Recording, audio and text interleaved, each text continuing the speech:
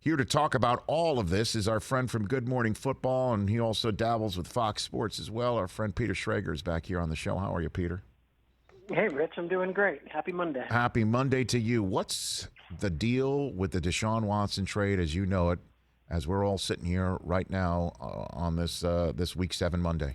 What do you have for me on that? So Deshaun Watson still has not been suspended. There still has not been put on the exempt list. I can assure you that the NFL's league office has been investigating this inside and out, and short of any new whistleblower or anything new evidence-wise, I don't think he's going to be suspended in the next 8 days.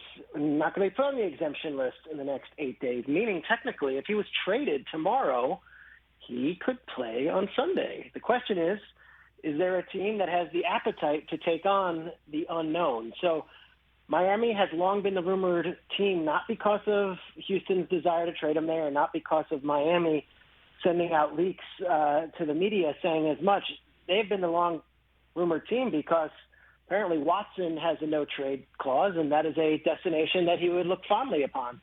Carolina was thrown into the mix yesterday. I believe Mike Florio at NBC Sports was the first to put it out there. I think Jay Glazer mentioned it as well.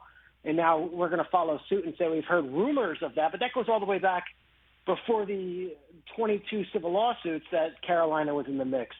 I just don't know if any team at all, Rich, has the appetite to take this on, knowing what that comes with PR-wise, what that comes with morally without this thing being a closed case, and knowing that there could be some actual cases that work themselves out in courtrooms in the coming months. I don't know if he is a tradable player, even if the ask from Houston, which originally I could confirm was 3 first-round picks and 3 additional assets, has lessened as we inch closer to the trade deadline on Tuesday. Yeah, it's just there's too much risk. There's way too much risk. I mean, for you to then buy the off-season material, and that's now in your lap. I that's the thing that kind of surprises me, that there is so much there and being discussed, but the Dolphins might be desperate. They're a one-win team, and they might have already evaluated Tua over 11 games or whatever, how many starts it is, and say this is definitely not the guy. Oops, and they're trying to fix that. I maybe that's it. Maybe desperation will outweigh the risks, Peter. Yeah, and they don't have a first-round pick this year, so they're one of the worst teams in the league. But when they traded up from 12 to 6, they gave the Eagles their first-round pick. That right there is making it even more interesting that, hey, if we can get Watson, we're not going to get one of the top picks in the draft. We might as well go and do this. I think another piece to this, and this comes from a team that does not need a quarterback. It comes from a GM that I really respect and bounce a lot of ideas off of. So do you make a Watson deal now with all this unknown looming in an offseason where Rodgers and Wilson could be had for maybe a similar amount of picks or maybe even less due to their age or whatever it is, and maybe their desire for a destiny? Like Miami and Carolina and Denver, those are historically good markets with good fan bases and places you want to play. This isn't like going to some place where they don't win every 20 years. These are good teams and good organizations. If those are the 3 suitors for Watson, do those teams just hang on tight, get to the offseason, and then make a real push for Aaron Rodgers, Russell Wilson, or if you're Philadelphia, do you package all those picks together and do something in the draft? Like whatever it is, this might not be the ideal crop of off-season college quarterbacks, but if you're talking veteran quarterbacks that could be on the market, Watson might not even be in the top 3 come March. Peter Schrager here on the Rich Eisen Show. What's the scene in San Francisco like right now? Is there really a hot seat for Kyle Shanahan in San Francisco, Peter? I don't think there's a hot seat. I will tell you that it is a tense situation. That's the word I would use. The last year was kind of written off because of the injuries. Fan base, very demanding, doesn't want to hear it. And then you look at what they gave up to get Trey Lance. If they had sat at 12, which was their original pick before they did all the maneuvering and traded up, Mac Jones might have been sitting there and they would have 2 first-round picks the next 2 years. Now, this is a 2020 hindsight thing that we can do, and we can play Monday morning quarterback after the draft. But remember, that Friday morning after the draft, everyone was patting him on the back for being so aggressive and going and getting Trey Lance. That said, anyone who has realistic expectations for a kid who played 17 games in college at that level knew that he wasn't going to come in and immediately be the starting quarterback and take this team by storm. So I think patience has to be that they preach, but 2-4 is unacceptable for a team that was in the Super Bowl 2 years ago, and there have been so many expectations for this team to bounce back now that players got healthy. Their corners last night, Rich, were Drake Kirkpatrick and Josh Norman, who have had very good NFL careers and will have very good luck. For that to be the cornerback situation and see Michael Pittman jumping all over them and having that success that Carson Wentz did on that defense, which was supposed to be the hallmark of this unit, went a long way. I think Alan Chris hit it really good when they went deep into the DeForest Buckner situation, and Michelle Tafoya had what was, to me, an explosive quote. Buckner was shocked that they traded him because they had Armstead, Buckner, and Bosa. That could have gotten you a few wins in yourself. They traded away Buckner, and Buckner's team got the better of them. There's a lot of frustration amongst the fan base because outside of that Super Bowl year, Kyle Shanahan has a losing record, and even with that Super Bowl year, there have been a lot of excuses made, but not a lot of actual big wins outside of that one campaign. So who's building the roster there? Is it him? I mean, does he have that sort of control within the organization in San Francisco? I think obviously John Lynch is the general manager, and right. Parag Marathi is going to handle the salary cap stuff. But Kyle Shanahan's got a very influential voice, and when it comes to quarterback, that's Shanahan's pick right there. Trey Lance. Now I know John loved meeting with Lance up in North Dakota, and they were on the same page on that. But after doing all that work, it was going to be in Kyle Shanahan's hands as far as whether it was Mac Jones, whether it was him, whether it was Justin Fields in the draft. I would also add that last year's first-round pick, Brandon Ayuk, after the draft, Kyle Shanahan came out and said that they had Ayuk number 1 on their draft board in a draft that had Justin Jefferson and Jalen Reagor and Henry Ruggs and Judy. And he was like, no, this is our guy. We wanted Ayuk. Ayuk has been invisible. And yesterday, if it wasn't for, the punt being fortunately a touchback, that might have been one of the biggest mistakes of the game last night. So when you look at those picks, Ayuk and Lance and Trey Sermon, who hasn't gotten going, I would think that Kyle Shanahan is a very, very large voice in the room as far as offensive players taken in those early rounds. Yeah, and that I think is the mix here, Peter, that's got a lot of people wondering if there's a hot seat. I don't think there is. I don't think there's an appetite by management to bounce him or even think about bouncing him or go in a direction of bouncing him because he would just bounce to another spot. And plus, they're only one game out of the playoffs as they're currently sitting right now in the longest regular season ever. But the question is that it is a remarkable development that here they had the position, and even Shanahan mentioned it and was kind of, touting it, that they had a veteran that the locker room loved that took the team to the Super Bowl a couple of years ago. So they had the cover of drafting somebody this high and letting him develop while sprinkling him in. And now we're in the position of how fast can he get back, because Jimmy G is not the guy moving forward for a 2-4 team that we're wondering about player development, right? Ayuk is totally regressed. Like, we're wondering, like, is this the guy to develop anybody, or what is his mindset in developing players? That's the question right now. I can't believe we're in that position, to be very honest with you. No, it's a conundrum because they also, like I mentioned, when you have Josh Norman as your number 1 corner, on the other side of the ball, you're an aging unit that hasn't necessarily filled in the defensive backfield in a problem area for this team for quite some time. I find it interesting because we throw around the genius label with McVay, we throw around the genius label with Shanahan. There are some old school coaches and old school defensive coordinators around the league who love nothing more than seeing these young offensive geniuses, quote unquote, be humbled and be in the crux of it. And right now, I think a lot of people are taking a lot of, not joy, but there's some snickering going on with, okay, well, everyone thinks Kyle Shanahan is such a genius and all that, and you guys in the media, and they point to me a lot of times, you guys in the media, you crown these young offensive whiz kids, but gosh, doesn't look like they're so smart at the moment. So, there's going to be a great what if, and it's what if, and we'll know 5 years from now if Trey Lance is great or not, but like, what if they just sat pretty and if they took Mac Jones, or what if they traded up to the 3 pick or the 4 pick with what they did this year, and they took a Kyle Pitts, or they took a Jamar Chase, or they took a different player than having to trade all that draft capital, the 12th pick, and 2 more first-round picks for Trey Lance, who might not even be better than Mac Jones, who would have been sitting there.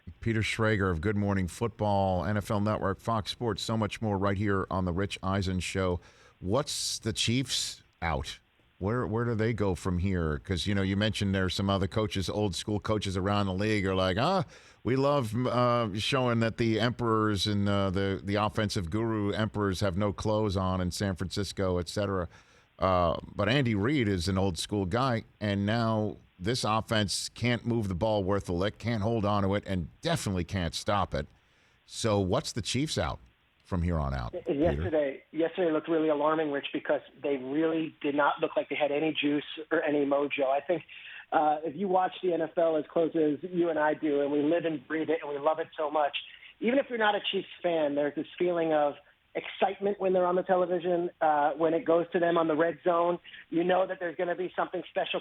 It hasn't been there, and that juice seems to be gone. And I think that's my question is, was that a fleeting thing that we just assumed would be here for a decade? And is that in our rearview mirror right now? Mahomes obviously is struggling, but the entire team is struggling. And there doesn't seem to be that same pizzazz, doesn't seem to be that same energy. And, the Titans, all credit goes to them, but I'm not sure the Chiefs were beating any teams with the way they were playing yesterday.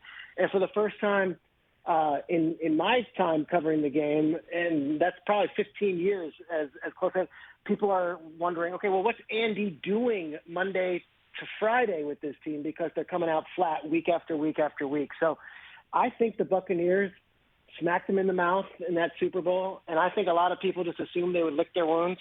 But, Rich, we've been around the game too long, and it happens too often. That Super Bowl hangover, it could be real, and sometimes these teams just don't snap out of it. Seattle, I'm still waiting for them to get back to the Super Bowl after that shocking loss to the Patriots, when I think a lot of us thought that the Seahawks would be in the Super Bowl for the next decade. It hasn't happened. So not to be too dramatic after 7 weeks and what you called the longest regular season ever, which it is, but I don't know. There's not a lot of easy wins on that schedule coming up. After the Giants game, it gets even harder for the Chiefs.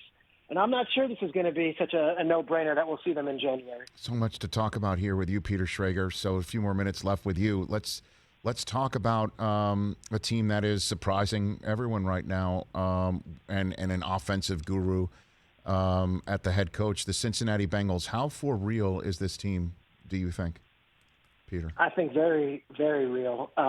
Yeah, they beat the Texans, but they beat the Texans by 26 points, and that game was really a runaway once they got the lead.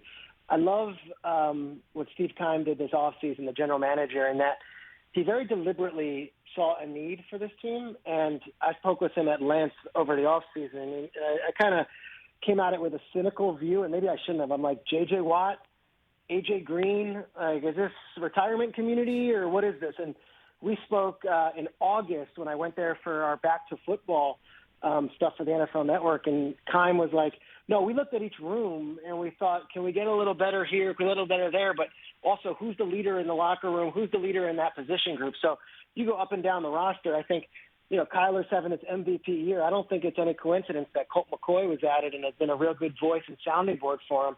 Matt Prater's the kicker now. They used to lose sleep over who was going to kick field goals and whether they were going to be able to hang on in the end. Prater's a veteran.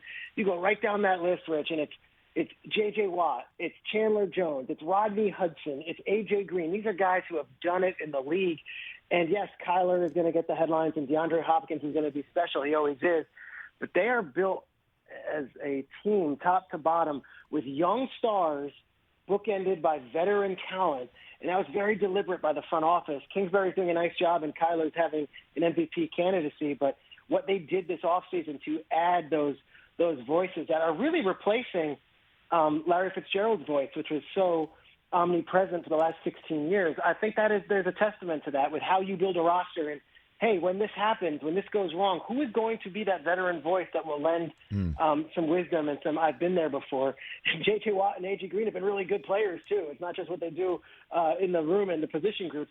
It's all been working out. And until Kyler gets hurt, and I knock on wood 100 times, they're going to be alive, and they're going to be as good as they've been all season long. I believe you. I'm with you. I mean, again, J.J. Watt and A.J. Green are in positions of not having to be the man after they were the man in their usual spot. Zach Ertz in his first game runs one in. I feel like we're in one of those cell phone commercials where maybe I cut out.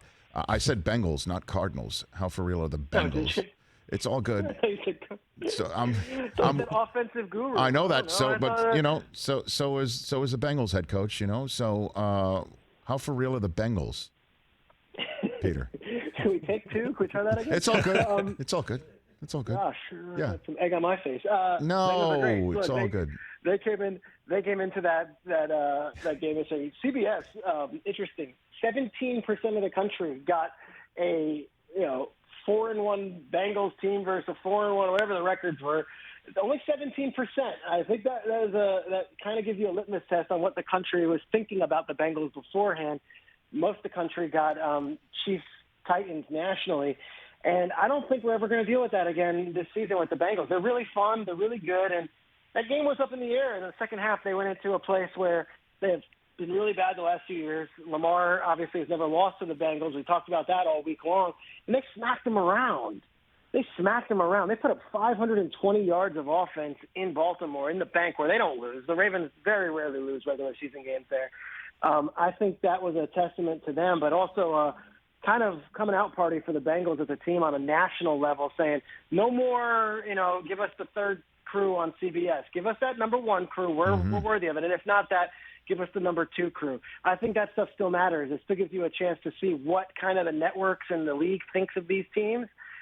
We might not get many primetime games from the Bengals, but I do think we're going to start seeing Ian Eagle and Charles Davis and maybe even Jim Nantz and Tony Romo calling those games. Yeah, not next week because they're at the Jets. And that's the way I want to finish. I'm serious. So what's the deal with Zach Wilson? Anything first blush there in New York City that you're hearing about? Yeah, not good. It's going to be a couple of weeks, I think. And I'm not a doctor, but that MCL injury is real. And, the Jets went ahead and they threw him to the Wolves this season, and he's eating it. He is eating it. And yesterday, Matt Judon got to him. And, I see a team like Arizona, and they've got Colt McCoy as the backup. And I see a team like the Patriots, and they've got veteran backup. Yeah. The Jets, they turned to Mike White yesterday. Okay. I'm going to get upset. I know. I don't know either. There's just no other way to put it other than I don't know. Like, what are you thinking? But I have a friend, Rich, who diehard Jets fan, goes to all the home games, sure, but before the season, bought tickets to this one, was like, this might be a down year for the Patriots. Drove up there yesterday. And it's not like he's some hero, but there are Jets fans who are still going to road games and it's like, at some point, it's like, these guys, that's a different generation. Like, this next generation of Jets fans, like guys your son's age and kids a little bit older, like, there might not be a generation of Jets fans if they continue to put this kind of product out there every single week, because it goes from being like, oh, we're the lovable losers, to just like, you know what, I got other things to do on Sunday than we'll watch our team lose 53-14. Great stuff as always, Peter. Thanks for the time. We'll see you on Good Morning Football. Let's do this again real soon. Thanks, brother. Really appreciate it. Absolutely will. Thanks, Rich. That's Peter Schrager. Hey, you watched all the way to the end. Thanks for that. Watch more right here.